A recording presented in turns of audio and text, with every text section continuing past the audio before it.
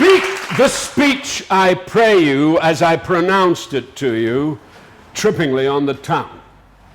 But do not mouth it, as many of your players do. As if the town crier spoke my lines. And do not saw the air too much with your hand, thus, but use all gently. For in the very torrent, tempest, and, as I may say, whirlwind of passion, you must acquire and beget a temperance that gives it smoothness. Oh, it offends me to the soul to hear a robustious, periwig-pated fellow tear a passion to tatters, to very rags, to split the ears of the groundlings, who for the most part are capable of nothing but inexplicable dumb show and noise. I would have such a fellow whipped for o'erdoing termagant and out Herod's Herod. Pray you, avoid it. Be not too tame, neither, but let your own discretion be your tutor. Suit the word to the action to the word. With this special, o'erstep not the modesty of nature. For anything so overdone is from the purpose of playing, whose end at the first now was and is to hold as 'twere the mirror up to nature, to show virtue her own form, her own feature, scorn her own image, and the very age and body of the time his form and pressure. Now this, overdone, or come tardy off, though it make me unskilful laugh, cannot but make the judicious grieve, the censure of which one must in your allowance all weigh a whole theatre of others. Oh, there be players that I have seen play and heard others praise, and that highly, and not to speak it profanely, that neither have the accent of Christians nor the gait of Christian, pagan, nor man, have so strutted and bellowed that I have thought some of nature's journeymen had made men, and not made them well. They imitated humanity so abominably. So,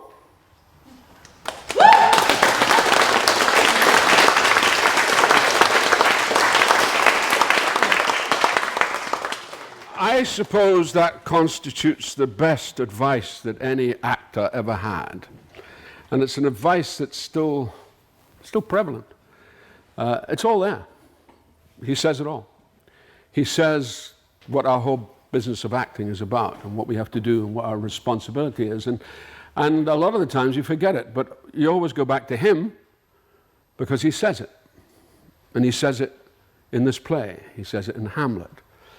And it's the linchpin play, because it's the play which, after, it came really towards the end of the middle part of his career, he threw down the gauntlet and he said, this is the one. This is the play. This is the one that really examines man's constitution.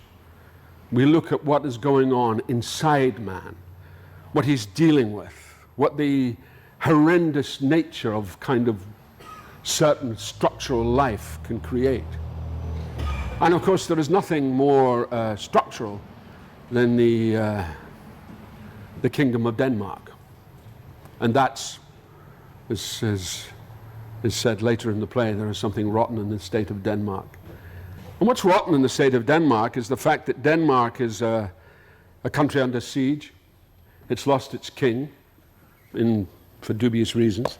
We find out later what we believe may have happened, and we believe, and we have led to believe, and we are confirmed that it is a murder. But the interesting thing about Hamlet in relationship to this play, and in relationship to really the advance of drama from then on, was he really was the first, it really was the first discovery of really psychoanalysis, motivation. It kind of predates Freud by about 400 years. And we see something which is unlike anything we've seen in the theatre. But this comes from a man who has really worked his whole life towards this event.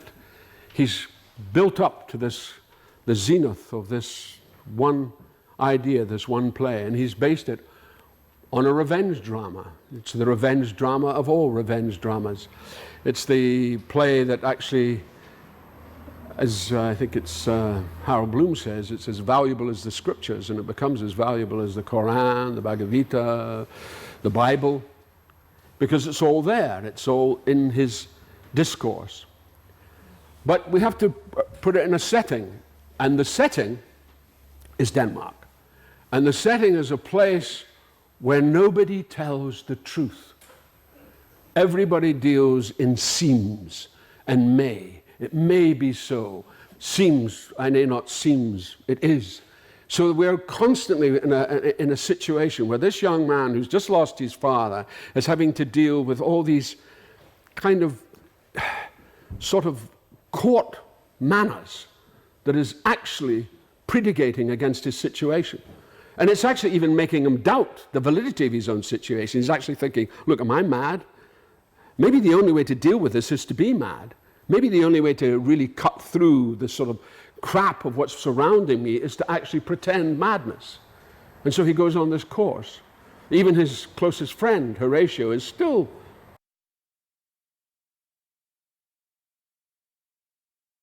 because he's a realist. He understands that in the world of court, certain things are left unsaid. I mean, he says that very clearly when Ophelia finally drowns herself. He comes back and says, or she's on the point of drowning herself. He says, you know, it's a good idea if we don't dwell into it too much, that we don't release too much about Ophelia, of what's going on in Ophelia, because we're still in a state of doubt. And the play deals with doubt. And that brings me to something else about the play. It is an immensely Christian play. The spirit that I have seen may be the devil, and the devil hath a power to assume a pleasing shape, and perhaps out of my weakness and my melancholy abuses me to damn me. I'll have grounds more relative than this. The play is the thing, and that carries the action forward. We're to now catch the conscience of the king. So all the time he's moving forward. The idea that Hamlet is somebody who can't make up his mind, no, it's not that Hamlet can't make up his mind. He's just got so many things that he has to consider. He's got so many options that he has to go through in order to come to the position that he does come. The one mistake he makes, perhaps, is when his opportunity is to kill Claudius, he doesn't do it. He shirks it. And the reason he shirks it is because of the fact that he goes to heaven, and so am I revenged. But what Hamlet should know, and what he forgets, is that Claudius is a hypocrite. And no hypocrite is going to get into heaven. It ain't open to hypocrites. And that's why Claudius is, and he knows he's damned. So it's his one opportunity, the one opportunity, and he futs it. But the plays, I mean, Bloom talks about it brilliantly in his book, much better than I do. But the play, for me, was the first major classical play that I ever encountered. I was 15, and I did the sound. We created the sound with a series of wine glasses, half filled with water, different wine glasses, which we created for the ghost. It was the sound of the ghost. But the play just came to me like singing across because of the sheer dynamic of the play and the fact that there was this young man standing up there being so truthful about his own dilemma. And we have to understand the audience has never seen this. Audiences had never witnessed this. They'd never witnessed this kind of honesty. And also Shakespeare, at the same time, he's throwing down a gauntlet. He said, this is what plays have to be about. We can't deal in the world where it's all kind of frippery, even or great sort of bombast or great rhetoric. It has to be rooted in some kind of reality. And he's the first playwright who does that. Marlowe doesn't do that, because Marlowe is constant. It's wonderful language, it's great language, but he's constantly circumventing reality. In Hamlet, it's absolutely about the reality of the situation. And the other thing, too, which is very important, is in terms of the structure, the language. What Shakespeare does is he keeps a sort of metronome going through the play. He keeps the structure of the world, the court world, which is very, very didactic. And Hamlet is coming into that world and he's questioning it. He's questioning it straight away. And he questions it because of his own grief, because of what's happened to his father. But constantly, the verse is what is being evoked time and time again in order to kind of give some credence to the world. And you hear that in the marvelous scene, the To Be or Not to Be, which is the classic scene, To Be or Not to Be. It's the classic speech, the existential debate on the meaning of what we're doing. Now, to be or not to be in the Christian terms means, do I sin or do I not sin? But it became, as Bloom very rightly points out, it became the secular cry, and it becomes a very secular play, and the play takes on a whole other identity of what to be or not to be means. But interestingly enough, it's a very formalized speech, to be or not to be. That is the question. Whether 'tis nobler in the mind to suffer the slings and arrows and so forth. But he deals in something very, very formal. It's like a dance. Ophelia comes on, and Ophelia immediately adheres to the verse, and they have this dance. It's almost a dance between them. It's a verse dance. And then Hamlet breaks it, because he wants to bring Ophelia into the real world. Now Hamlet, it's very presumptuous of him, because this poor girl is not necessarily ready for the real world. She's not ready to face that world. And she hasn't got the backup. She's certainly, she hasn't got the help from her parent, from her father, from the life that she's lived. She's very much a chattel. She's very much something that is moved around like a chess piece and dealt with in a very kind of, we've got two plays which deal with women in a very dubious manner, which of course was the time. Taming of the Shrew, Kiss Me Kate, it's the same thing. I'll come to that later. But what's so important about Ophelia is that she tries to pull Hamlet back to the verse, because she knows that's the only way she can remain sane. She knows that's the only way that she can somehow have some credibility in relationship to her father. And of course, when they come on, they barely notice her. They barely notice what she's gone through. And she goes to this kind of metronomic, iambic speech. Oh, what a noble mind is here o'erthroned, the soldier's courtier's eye, quite. And it's tick, tick, tick, tick, tick. And it's this reaction to this whirlwind that she's been put into by his nibs. And she's the victim. She actually becomes very, very affected by it, because she actually becomes destroyed by it, because there's nobody to help her. There's nobody to clarify or make a position clearer, to say, it's all right, darling, don't worry, it's not your fault, you're not to blame. She's very much the victim in that way. And that's why she becomes the really tragic figure in Hamlet, is Ophelia. And it's really her tragedy that we witness. And we witness Hamlet's tragedy, but we witness it through what's happened to the girl at the end of this kind of structure, this world that is about order, and order must be maintained. And of course, the old boy, Polonius, is doing that endlessly. This is what we do, this is how we do it like this. And then you get the two, Rosencrantz and Guildenstern, who come into the middle of it, and they don't even know what's hit them. They think, well, what's going on? Where are we? Okay, well, we'll do it. We know that we have to adhere to the king, and we'll go down that path. That's the route we'll go down, because he's the boss. He's the pecking order. And it's interesting when you think of Shakespeare's background, you think of what he had to put up with in terms of his own life. Now, there's a great debate about whether Shakespeare wrote the plays.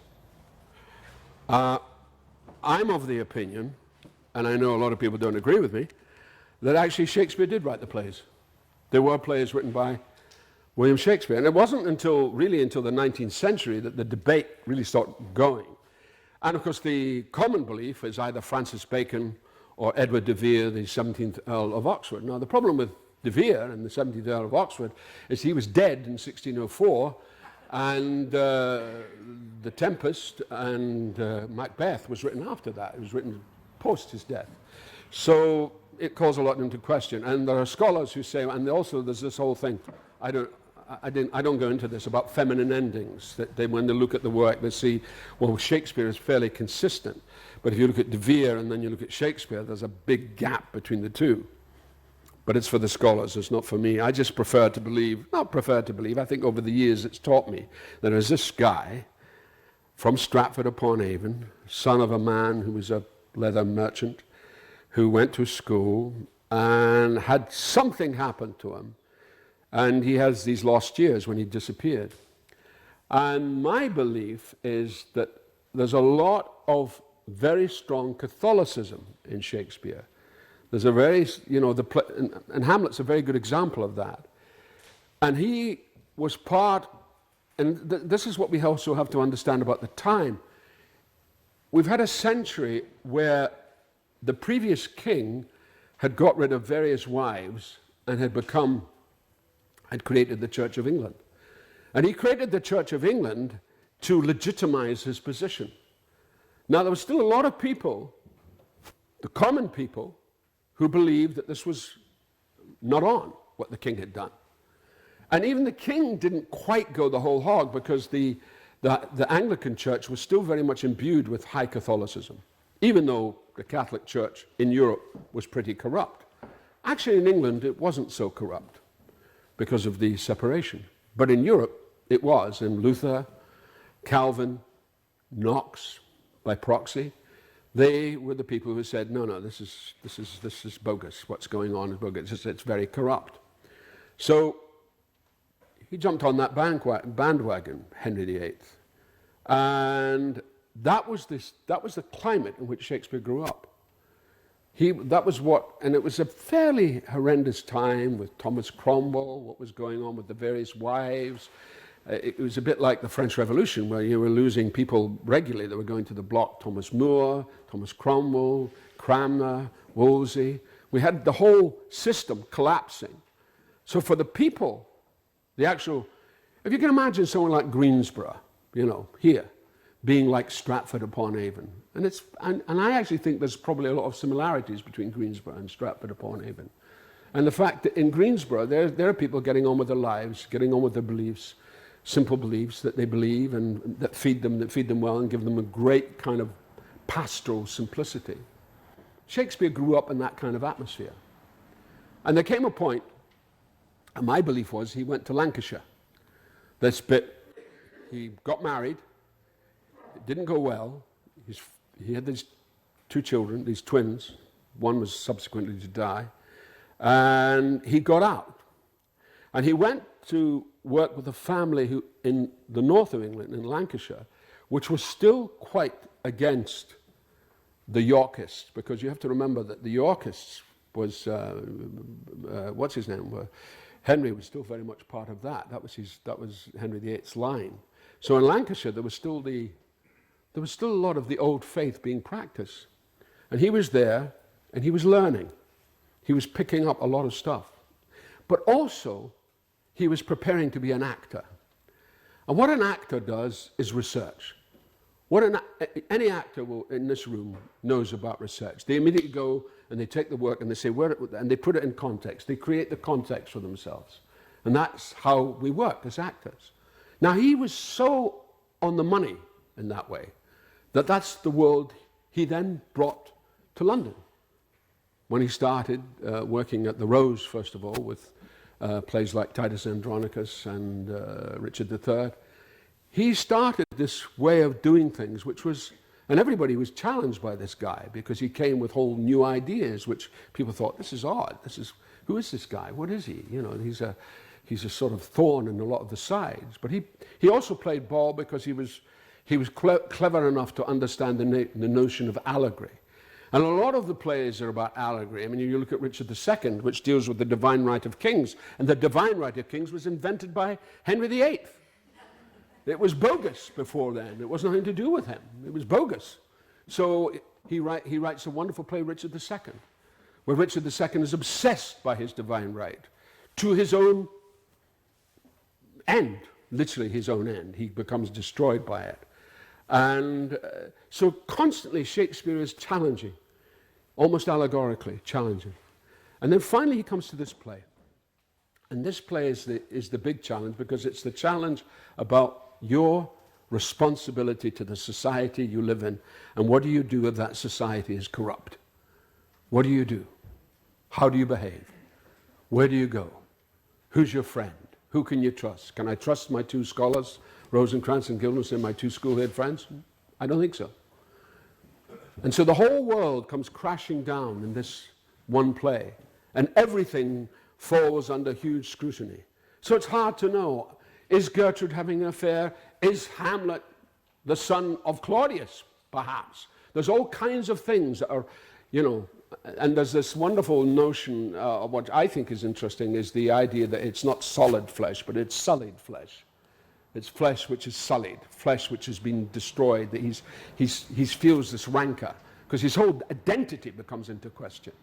It's not, and it's done in the form of this revenge drama. The story comes on. And I want to touch on a little bit, because I don't want to go on too long, about the Taming of the Shrew and the problems, and that is a problem play. And it's become a problem play even more so now in relationship to what is a woman and what is the value of a woman. And that is a debate, which is now, we know, we've got to a sort of a better understanding of that. But women in those days were not treated particularly well, because they were regarded as money. They were regarded as, it was all about dowry. So when he comes to Withe It Well today in Padua, this is soldier, Petruchio, he comes to this world, he looks at it and he says, well, every witness, this is obviously the place where you get wives and where you get big dowries, so I'm going to go for it. And he sees this Bianca, and he sees her three suitors, and he thinks, I see what's going on, okay. I'll suss it out. And he sees Baptista, and he thinks, yeah, okay, so what have you got? What have you got? He said, well, I've got this daughter, Caterina. And out comes this raging shrew. And the reason she's raging is absolutely legitimate, because she's saying, this is a horrible world where I am being dealt with in a certain kind of way, and I don't want that. I want to be regarded as who I am for what I am, and not some kind of chattel, not some kind of bonding thing that can be, like a money piece that can be moved around. I don't want any of that. That's not what I want. And Petruchio gets it. But he also is a realist. He's a horrible realist, because he's been a soldier, he knows what's going on, and he thinks, honey, the problem is, that's all well, but we've got to find a way of making you live in this world. Because if you can't live in this world, it's going to kill you. So we have to find a way to save yourself, while at the same time maintaining who you are. And he does it through humor. And he does it through, and it's kind of brilliant. He does it through this slowly stripping it away and stripping it away and stripping it away. And then there's this wonderful scene where he talks about the sun and the moon. And he said, it's the sun. He said, it's the sun. He's pointing to the moon. He said, it's the sun. And she says, no, it's the moon. He says, no, it's the sun. She says, no, it's the moon. He said, no, it is. It is what we say it is. If we say it's the sun, it's the sun. And she suddenly gets it. Oh, I see. We don't have to attach ourselves to anything. We can remove ourselves. We can say, that's not a door, that's a window. It's a window, it's not a door. But we know what it is, but it's a window. And that's the very, very powerful element in the play. And what Cole Porter does, which is equally brilliant, is he takes Lily Vanessa and Fred Graham. Now, Fred and Lily are, they run this theatre company. It's a theatre company that isn't doing particularly well. It was at its heyday when they were together. Now, for whatever happened, their relationship split apart. And the relationship split apart probably because of Fred's philandering, and also because I think Lily was getting to a time in her life when she was losing credibility, and she was feeling, I really want to be a star, I really want to get on, I want to go to Hollywood, I want to become a famous actress, that's what I want to do. And she goes there, she does that, and it isn't working. It's not working for her. So she comes back, and he's saying, this is what we do. What we do is this. We don't do anything else, but when we do this, we do it really well. And it's a celebration, again, of saying, be in the world that you can create with one another, rather than some kind of fictitious world that doesn't exist elsewhere. And that's what makes Kiss Me Kate work, because it's a celebration. It's a celebration of the theatre, and it's a celebration of what the theatre does to people. That releases them and makes them free. And so it's a big kind of moment for them both. And he's reminiscent about the life that Lady led, and she's saying, I hate men, and she's getting all her stuff out, but she's doing it within the context of the world that really allows that to happen, which is the world of the theatre. And that's the strength of the theatre. Shakespeare understood that. Way back when, he understood it. Cole Porter caught up with it in the 50s and thought, wow, this is interesting, what he's doing. I can see what this is about. I can see what it is, the world that we create as partners, that we create together. It's what makes good marriages. It's what makes good relationships. It's what makes for a kind of happiness. And I think that's the great thing about the Bard, is that he always affirms. And he affirms like no other playwright, because he takes the risks. And there are enormous risks in it. And I think that's enough for me.